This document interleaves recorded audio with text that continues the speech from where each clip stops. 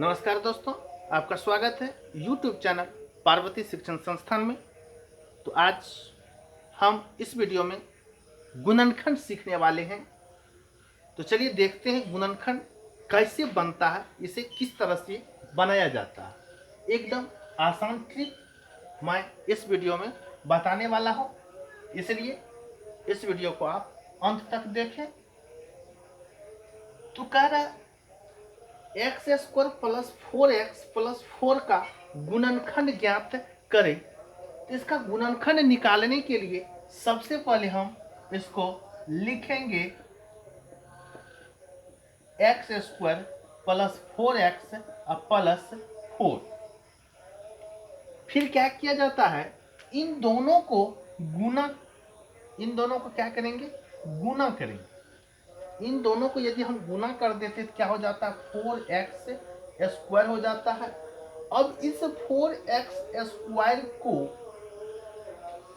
इसमें जो 4 है इसको हम दो भाग में इस तरह से खंडन कर लेंगे, खंडित कर देंगे। दो भाग में उसको खंडित कर देना है और इस तरह से खंडित करना है ताकि जोड़ने पर बीच वाला और गुना करने पर बगल वाला आ जाए। तो चलिए देखते हैं। इसको यदि गुना करते हैं तो क्या हो जाता है, 4x हो जाता है। चलिए 4x हो गया। अब ये 4 जो है इसका अभाज्य गुणनखंड निकालेंगे। इसका अभाज्य गुणनखंड यदि निकालेंगे तो क्या हो जाएगा, 2 से कर लगाएंगे, यहाँ 2 हो जाएगा, यानी कि इसका अभाज्य गुणनखंड 2 और 2 हो जाएगा, 2 और 2। यदि इन दोनों दो को जोड़ देते हैं, क्या करते हैं, जोड़ते हैं,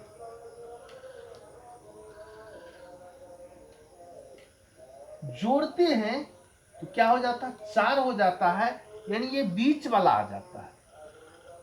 यदि इसको गुना करेंगे, इसको और इसको गुना करेंगे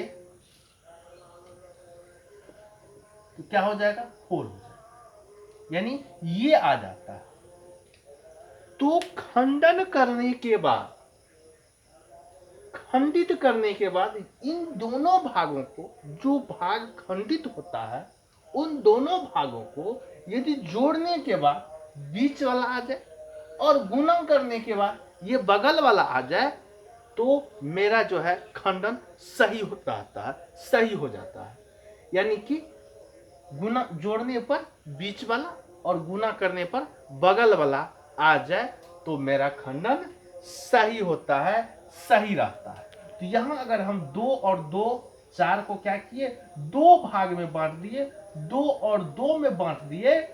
2 और 2 को जोड़ते हैं, बीच वाला आ जाता है, और 2 2 को गुना करते हैं तो बगल वाला आ जाता है। तो मेरा गुणनखंड जो हुआ है वो सही हुआ है।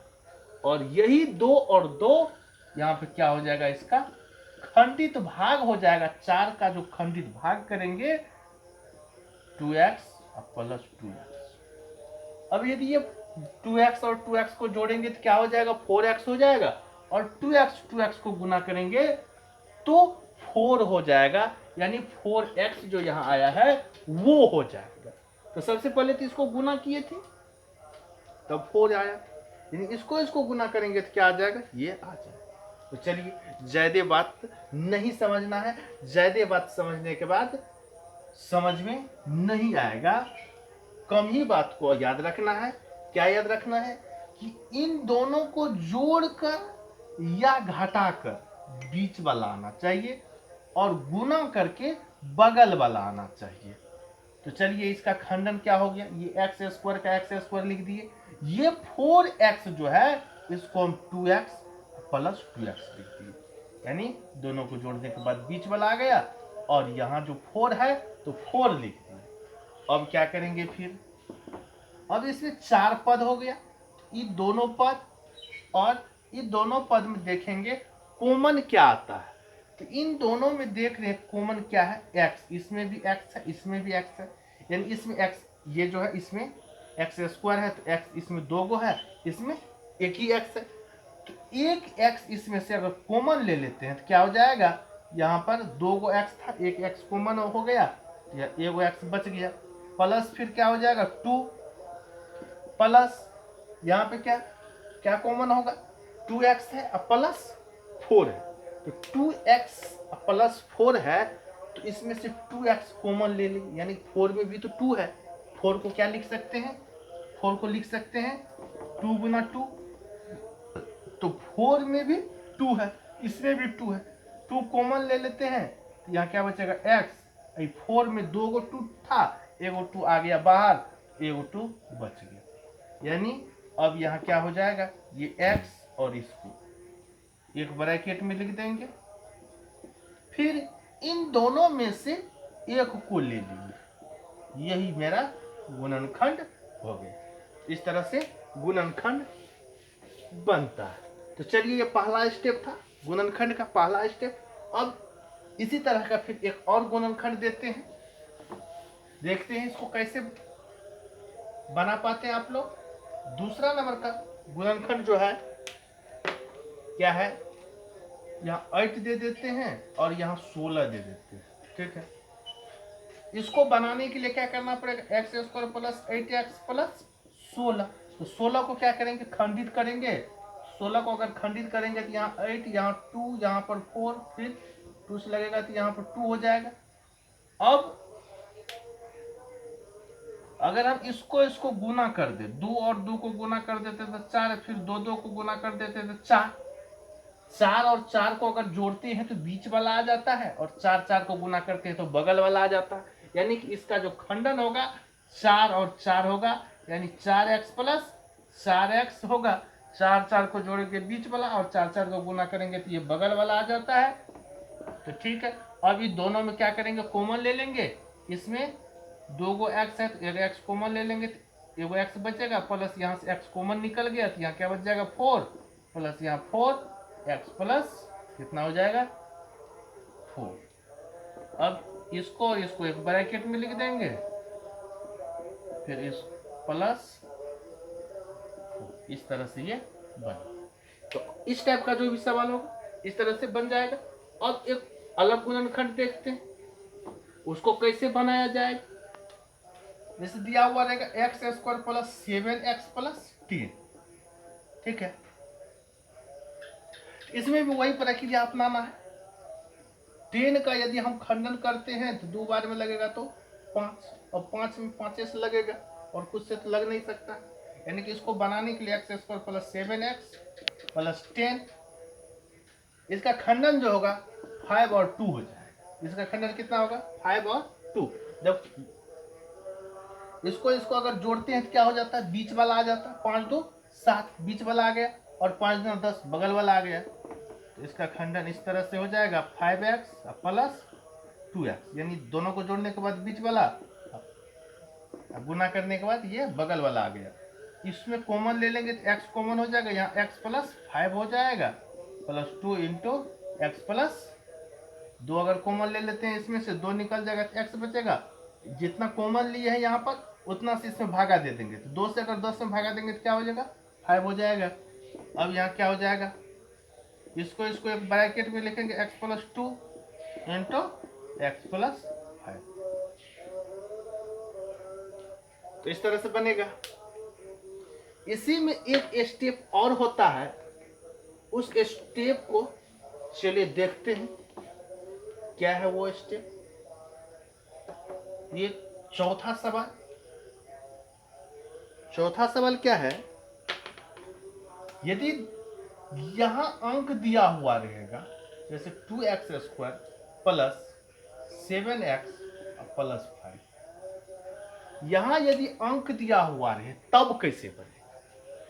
ये तो इससे पहले जो बनाए बिना अंक वाला बनाए, यहाँ अंक नहीं था, केवल एक्स स्क्वायर था, लेकिन जब यहाँ अंक रहे तब कैसे बनेंगे। तो चलिए इसको भी देख लेते हैं, x square plus 2x square plus 7x plus 5, इसमें क्या करना है, इस 2 को और इस 5 को गुना कर देना, यानी कि यहाँ जो अंक रहेगा उसको और ये अचर पद को गुना करेंगे, इसको अगर गुना करेंगे तो कितना हो जाएगा 10 होगा, और 10 का खंडन करेंगे तो 2 और 5 होगा, इसका खंडन हो जाएगा 2 और 5, 2 और 5 हो गया।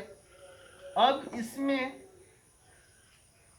2x² प्लस 7 को 2 भाग में बांटेंगे तो 2x प्लस फिर जो है 5x, तो 5 2 कितना हो गया 7 हो गया, और इसको गुना करने के बाद 10 हो जाता है 5।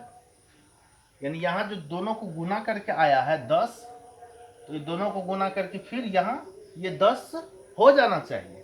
तो देखते हैं 5 दूना 10 हो जाता है, तो ये मेरा खंडन जो है सही है। अब क्या करना है, इन दोनों में देखना है कॉमन क्या आता है, इन दोनों में कॉमन क्या है। तो इन दोनों में कॉमन क्या है, 2 है कॉमन, 2 ले लेते हैं। फिर इसमें भी देखते हैं x है, इसमें भी x है, इसमें 2 गो x है, इसमें 1 गो x, तो x भी हो जाएगा कॉमन।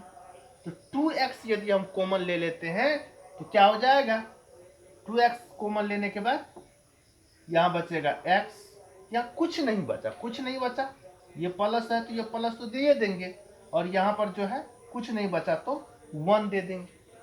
फिर पोस्ट बंद, ये प्लस यहाँ है तो यहाँ प्लस दे देंगे।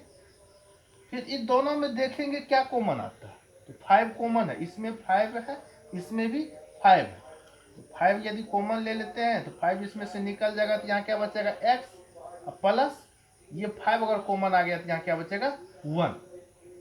अब एक चीज का ध्यान और रखना है, यदि ये दोनों ब्रैकेट वाला बराबर होगा तब तो गुणनखंड सही है, और नहीं तो गुणनखंड सही नहीं है। तो ये दोनों देखते हैं क्या है, बराबर हो गए, इसमें भी x प्लस 1 है और इसमें भी x प्लस 1 है, इसीलिए ये मेरा गुणनखंड जो हुआ है सही हुआ है। अब इसको और इसको एक ब्रैकेट में लिख देना है, इन दोनों में से क्या करेंगे, एक ले लेंगे, आंसर होगा, यही आंसर होगा।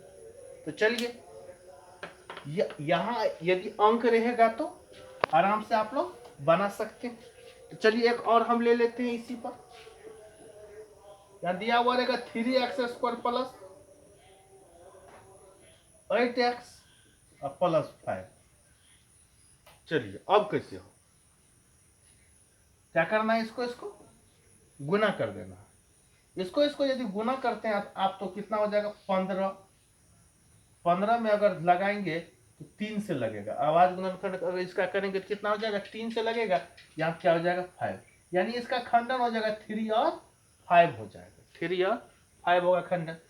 तो चलिए 3x² plus 3x plus 5x plus 5, और फिर ये दोनों में और ये दोनों में कॉमन नहीं, ये दोनों में देखते हैं 3x कॉमन है, यहाँ पर नहीं कुछ बचा तो x, फिर यहाँ पर 3 और x कॉमन आ गया तो x बचेगा, यहाँ 3x ही है, यहाँ से अगर 3x कॉमन ले लेते हैं तो नहीं कुछ बचेगा, तो क्या बचेगा 1 बचेगा। फिर यहाँ प्लस है तो प्लस दे देंगे, इस दोनों में देखते हैं 5 कॉमन है, इसमें भी 5 है और उसमें भी 5 है, 5 यदि कॉमन ले लेते हैं तो यहाँ क्या बचेगा x, और यहाँ कुछ नहीं बचा तो 1 बचेगा। अब इसको और इसको एक ब्रैकेट में लिख देंगे 3x प्लस 5 फिर x प्लस 1, ये क्या हो गया आंसर हो। तो इस तरह से आप जो है गुणनखंड बना सकते हैं। तो चलिए अब फिर अगले क्लास में मैं इससे अगला स्टेप वाला जो है गुणनखंड आपको बताऊंगा।